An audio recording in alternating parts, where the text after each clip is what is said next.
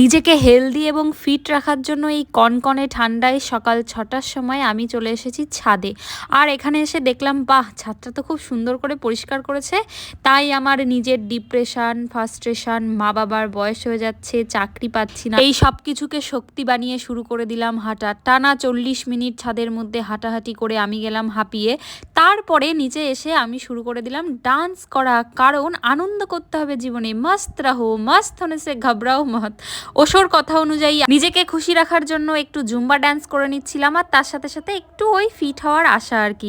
আমি সূর্যকে খুব বেশি ভালোবাসি, তাই সকালবেলা সান কিস নিতে চলে যাই প্রত্যেক দিন ব্যালকানিতে। আর দেখেছো আমার ডবল চিনটা, মনে হচ্ছে আমার মুখের নিচে থেকে একটা পাহাড় গজিয়েছে। কি করা যাবে, এটার পেছনেই আমার আজকে থেকে খাটনি শুরু হলো।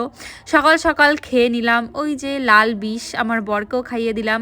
আজকে ৩ দিন হচ্ছে আমরা খাচ্ছি, এর মধ্যে আমাদের এই জিনিসটা খুব ভালো লাগতে শুরু করেছে। কোনো অভ্যাস আমাদের শুরু করার আগে খুব বাজে লাগলেও বা প্রথম দিকে খুব বাজে লাগলেও সেটা আস্তে আস্তে কিন্তু আমাদের হ্যাবিটে পরিণত হয়।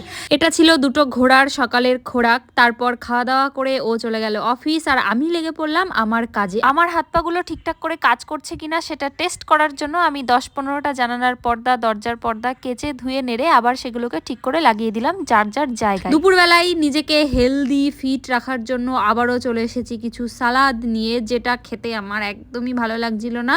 চোখ নাক মুখ বন্ধ করে খেয়ে নিয়েছি। তারপর চলে এসেছি নলেন গুড়ের পায়েস বানানোর জন্য, কারণ মোবাইল খুললেই দেখি এ পিঠে বানাচ্ছে, ও পায়েস বানাচ্ছে, বাড়িতেও যেতে পারছি না, তাই নিজেই শুরু করে দিলাম একটু পায়েস বানানো। আর সব থেকে মজার কথা, এই বানানোর পরে আমার আর খেতে ইচ্ছে করবে না, হয়তো বা আমি আর খাবোও না।